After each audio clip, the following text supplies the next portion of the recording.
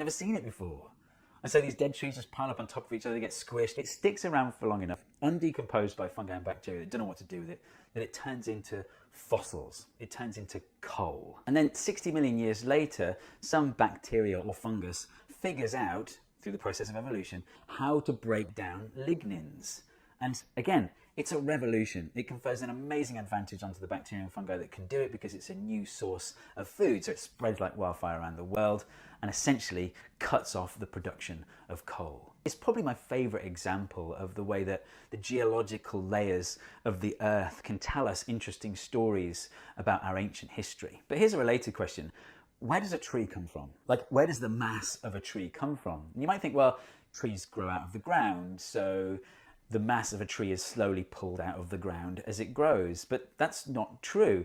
Like, a tiny bit of the mass of a tree comes from the ground, but most of it comes from the air because most of a tree is made of carbon. So trees draw carbon dioxide through their leaves, and it pulls the carbon dioxide molecules apart, separates into carbon and oxygen. It holds onto the carbon, it adds it to the structure of its body, and it releases the oxygen as a gas. And that process is driven by energy from the sun. So in a sense, a tree is locking up solar energy into those carbon bonds by separating the carbon from oxygen. And that's why coal is such an effective fuel, because if you want to release that locked up solar energy, all you have to do is reunite the carbon inside with the oxygen in the air that it was separated from in the first place. And that's what we do. We burn coal to produce carbon dioxide.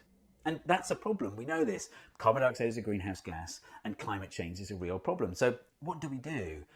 Well, we can, and I believe we should, try to reduce the amount of carbon dioxide that we produce. But maybe at the same time, we should be looking at ways to draw carbon dioxide out of the air in the way that trees do. In fact, maybe we should be planting trees so that they can pull the carbon dioxide out of the air for us. Except that we're not doing that. We're cutting down more trees than we plant.